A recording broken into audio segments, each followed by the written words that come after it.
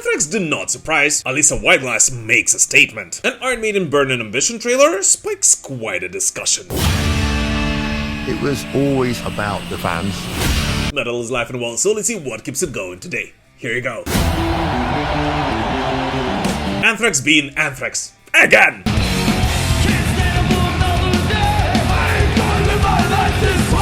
In this week's installment of every Metal Pilgrim's favorite recurrent segment in our Metal Digest, in which we, in case you're new here, are discussing whether Anthrax have finally announced their new studio album, we have some pretty urgent news. Anthrax is being Anthrax. Again, as this week we found out that their long-awaited new album is officially not coming in May anymore, and is now pushed back to September of 2026. Although they are still promising that we will hear the first single from it this May.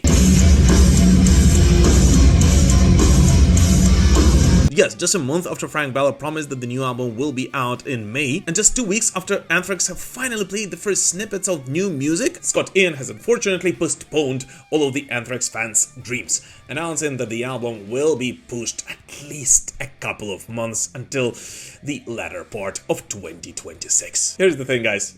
I had no doubt in this. As in case if you're new on this channel, guys, for the last couple of years now, we've been talking about how Anthrax have been teasing their new album for so long that I personally won't actually believe that it is actually being released until I physically hold it in my hands. Come on, guys. Can you please just finally hear it already?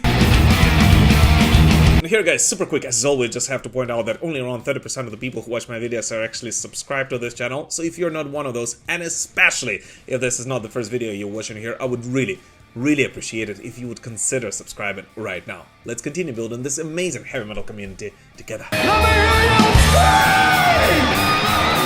Helloween and the Keeper of the Seven Keys, Part 4.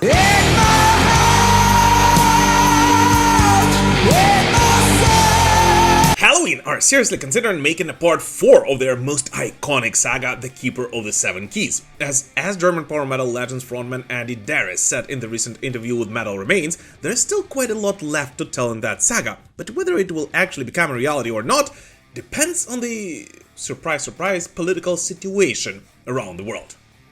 Once again, hello to everyone who keeps shouting in every corner that metal should always stay out of metal. As according to Darius, if he could write a song or an album, it would definitely be inspired by a lot of bullshit that is going on around the world right at this moment. The head TSA chief of operations had this to say.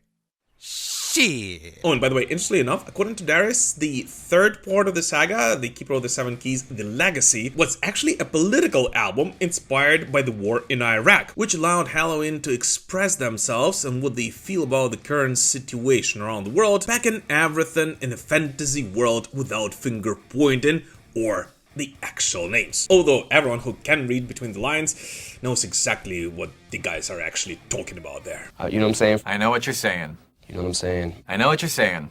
You know what I'm saying? I know what you're saying. So yeah, in my opinion, it would be a great time to release a part 4 of the iconic The Keeper of the Seven Keys.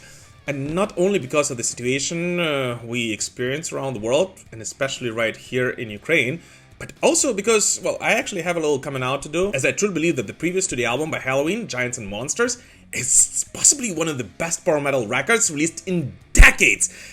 And I actually consider it in top 5, if not top 3 of my personal favorite Helloween records overall.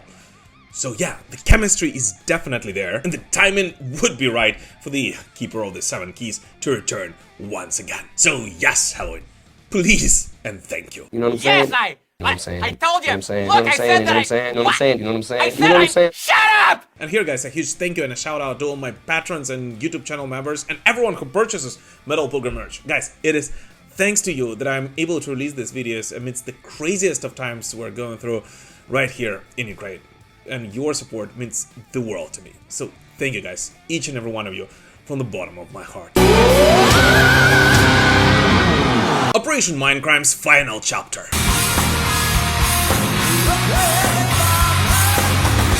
Alright, guys, it is actually finally happening. Progressive metal legends Queen Strike's former frontman Geoff Tate has officially announced the release date for the third and final chapter of the iconic Operation Mindcrime, which will be released on May 3rd this year, and the fans already having a chance to enjoy the first taste of this album with the first single titled Power. Now, this song was composed by Tate himself together with guitarist Kieran Robertson, and the single also features Disturbed's John Moyer on bass, guitarist Dario Parente and Amaury Altmaier, as well as the drummer Rich Bauer, with Tate himself, of course, doing all of the vocals, as well as some keyboards and string parts alongside Robertson.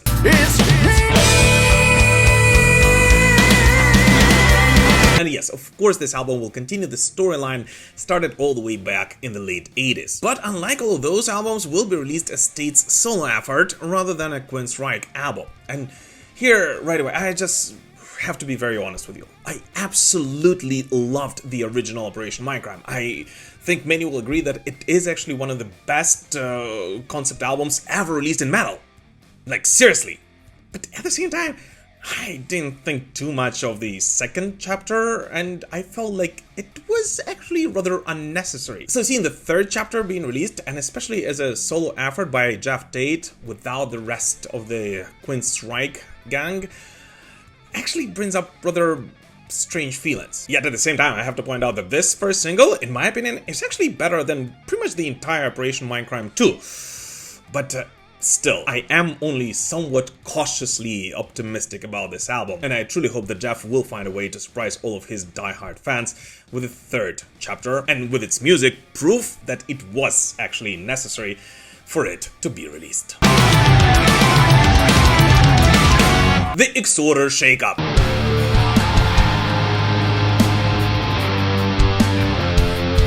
New Orleans thrash group veterans Exhorder parted ways with their longtime drummer Sasha Horn. In their statement, Exhorder explained that this was Horn's decision to step away from the daily rock lifestyle and concentrate on the family life and education, which, well, in my opinion, is always a valid reason to step down. But anyways, Sasha Horn played in Exhorder since vocalist Kyle Thomas restarted the band in 2017 with all new lineup. And it was with Sasha behind the kit that they recorded 2 albums, Mourn Their Southern Skies in 2019 and Defectum Omnium back in 2024. Yet despite Sasha's departure, Exhorder reassured their fans that their touring plans are not going to be affected. They will be performing the upcoming Tour of Unsound Minds shows with the session drummer Corey Pierce from God Forbid, and apparently have already started a search for their new permanent drummer, with whom they do plan to record their 5th studio record right after this tour's end.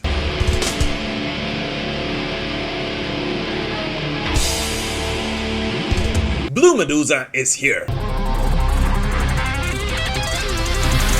So, it's finally happening! Alissa White-Gluz has officially kicked off a new chapter of her career with a brand new band, Blue Medusa, releasing their debut single titled Checkmate. And here's the thing, after 11 years at Arch Enemy, it looks like with this song, Alissa is somewhat making a statement. First of all, a statement that she's clearly aiming for full creative freedom, as this track already shows a mix of melody, heaviness, and a more personal direction, combining both the music familiar to pretty much every fan of Alissa White-Gluz era Arch Enemy, but at the same time also doubling down on the emotional side of Alissa's singing, showcasing her incredible clean vocals, which, let's be honest here, did not always fit Arch Enemy's sound.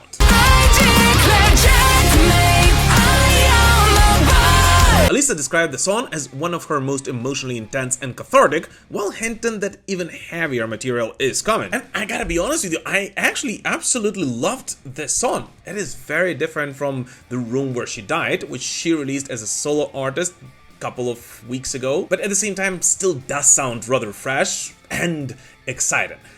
And the only question I have at the moment is what the flip will happen with her solo band. Whether the material that she wanted to release as solo artist will be used by Blue Medusa, or will she keep those 2 projects absolutely separate and basically will be a part of 2 bands at the same time. Because as far as I know, Alissa White-Gluz as a solo artist has just signed with Napalm Records, and Blue Medusa's single was actually released without the support of that label. But I guess we will find out very soon.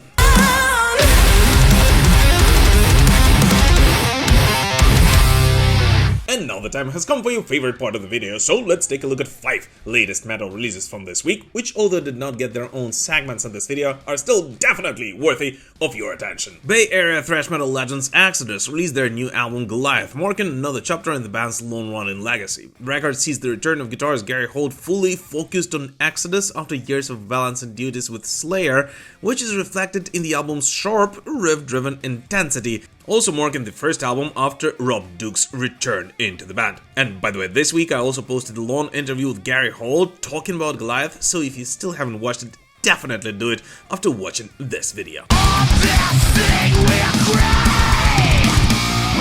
Norwegian black metal institution Darkthrone released the single Prehistoric Metal and announced a new studio album, continuing their unwavering dedication to old-school aesthetics. The track is a direct homage to the roots of heavy metal, with Fenris and Nocturno Culto once again embracing a deliberately raw and primitive sound. The upcoming album is expected to further explore their signature blend of black metal, doom, and classic heavy metal influences.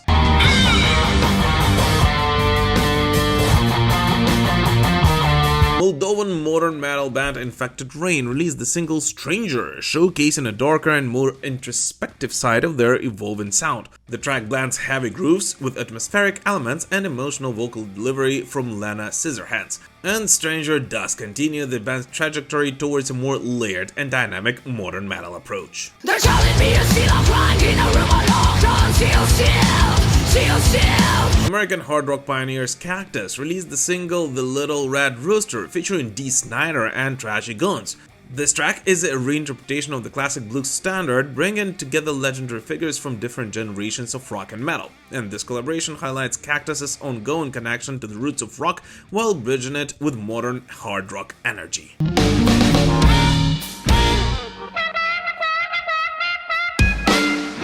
Mongolian rock phenomenon The Who released the double single The Men, expanding their signature blend of traditional Mongolian instrumentation and modern rock production. The release continues the band's mission of bringing throat singing and native instruments into a global heavy metal context, and with Men, The Who further developed their identity as one of the most unique crossover acts in modern rock. AC/DC Scare. Disturbing news from the legendary hard rockers AC/DC's camp ahead of their show in Buenos Aires, Argentina. AC/DC guitarist Stevie Young has been hospitalized in Argentine capital. Now, according to Reuters, this was more of a measure of caution, and at this moment Stevie undergoes medical examination and a bunch of tests, yet he is in a good mood, and as of right now there were no news of any replacements or cancellations for the upcoming show on March 23rd.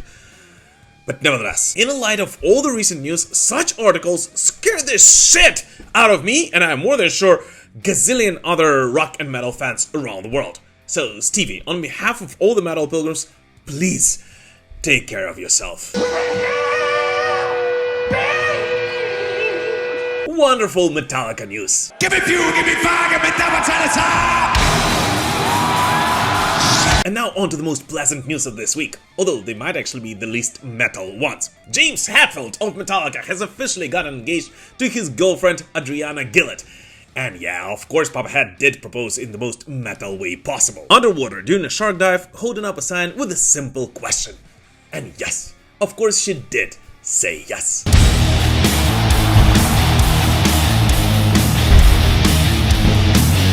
Gillett later called it the best birthday trip surprise ever, thanking God for bringing the two together.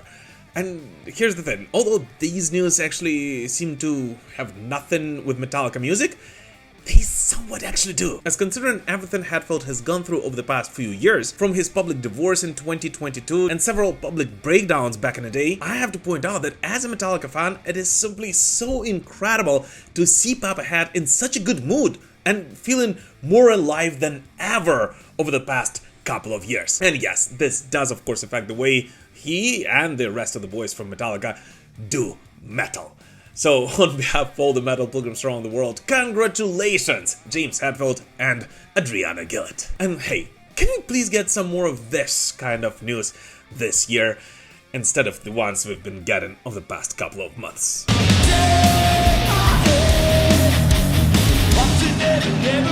In Flames return. Swedish melodic death metal forefathers In Flames' new album is getting closer. In his social media post this week, the band's frontman Anders Frieden announced that the band completed the recording process, with the 15th In Flames album once again being recorded in Los Angeles with producer Howard Benson, whom they work with since 2016 record Battles. And as Frieden wrote in the message, the recording sessions featured some genius ideas and fabulous decisions. I mean, what else would you expect Anders to say about the new album?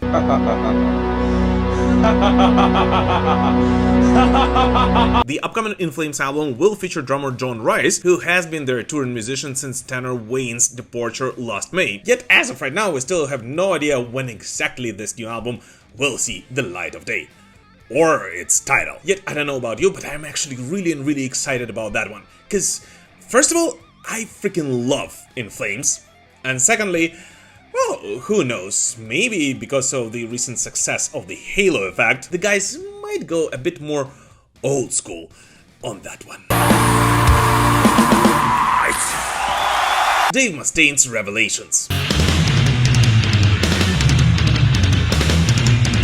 Megadeth's mastermind Dave Mustaine decided to follow the footsteps of Alice Cooper, and just like Alice, announced yet another memoir to be released this year. And so the new Mustaine book, titled In My Darkest Hour, is set to be released on September 8th, 2026, and will be the first book to tell the story of Dave's battle with cancer, which Dave Mustaine called one of the most harrowing experiences in his adult life. And overall, this book is supposed to tell the story of how this serious illness influenced Dave Mustaine as a person and his relationship with his family, friends, and with creativity. And yeah, in case you guys missed it, In My Darkest Hour will actually be the third Dave Mustaine memoir, after Mustaine, a heavy metal memoir released in 2010, which is also known to all the UK fans under the name Mustaine: A Life in Metal, and Rust in Peace, the inside story of the Megadeth masterpiece released in 2020. So yeah, it looks like Dave is really going all in on that final ever farewell tour, and releasing quite a lot of things for all of his diehard fans before he closes the chapter of Megadeth forever. Which, I don't know about you, but I'm actually all in for. Iron Maiden's Burning Ambition surprises. Gods of metal. And now onto probably the most exciting news of this week for all the diehard Iron Maiden fans. The official trailer for Iron Maiden Burning Ambition just dropped, and there is actually quite a lot to unpack there. Hello there, that's right, it's Bruce. First of all, from the trailer, it doesn't look like Burning Ambition is going to be yet another timeline documentary. As from the trailer, it looks like the focus is going to be on scale and impact, how Iron Maiden went from East London to becoming one of the biggest bands on the planet, with all the classic contrast of early raw footage and then going on to massive stadium shows. Which makes me think that this documentary is not going to try to tell the story of Iron Maiden's history, like many of the other previous Iron Maiden documentaries did, but rather concentrated on the evolution and dominance over the past 50 plus years. It was always about the fans. Overall, this approach actually feels closer to what Metallica has been doing in the past, and to The Ballad of Judas Priest, where the goal of the movie is not to tell here's what happened, but rather here is why it matters. And that's exactly why all of the guest appearances of the many superstars whom are going to be featured in that documentary are actually rather relevant, as it looks like this film is going to position Maiden not just as a metal band, but as a cultural force beyond the genre. And that, in my opinion, is actually way more interesting than reiterating the same story over and over again. Again! Another rather interesting thing is that this trailer actually looked extremely cinematic. Like, way too cinematic for a documentary. It actually felt like I'm watching a trailer for a fiction movie, a blockbuster of some sort, and not a regular documentary. Which I actually thought is rather interesting, although I do understand that it might not depict what this movie is actually going to look like. But at the same time, it was simply incredible to see some of the people in it, including some of the friends from the Iron Maiden fan club. No, seriously, this is freaking awesome. They belong together. But at the same time, I do have a couple of questions about this documentary, and I do know for a fact that many Iron Maiden fans have been kinda asking the same things. And first and foremost, this trailer, for some weird reason, actually calls Paul Di'Anno the first Iron Maiden singer, which we all know is not exactly true. And in case if you want to know more about the history of Iron Maiden before Paul Di'Anno joined the band, well, you can actually watch one of the many videos in our Up the Iron series right on this channel. Can't do it. You can! You can do it! You can!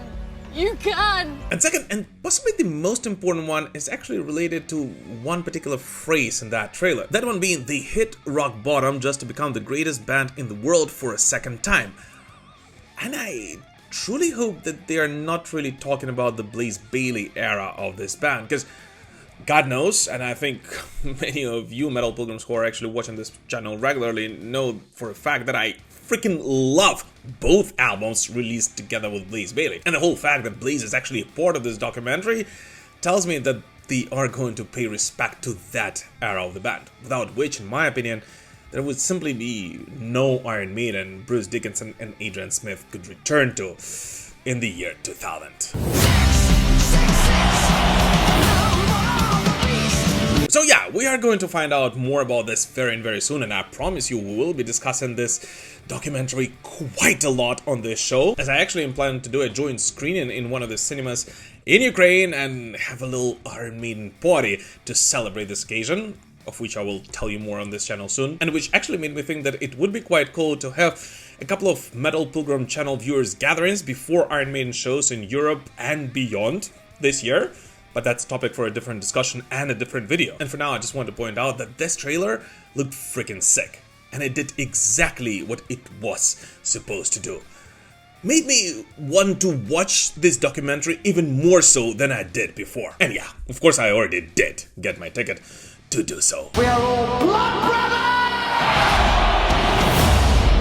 Wait, did I just forget to place a vinyl behind me for possibly the most important segment of this video? Come on, Vlad! Dumbass. But anyways, what new music did you listen to this week? Please let us know in the comments. As always, thank you so much for watching this video, guys. Please don't forget to like it, comment under it, subscribe to this channel and spread the word about it. And of course, join our communities on Instagram, X, Threads, Facebook, Discord, and anywhere else you can post content these days. Thank you so much for watching this video, guys, and we will prevail. Slava Ukraini!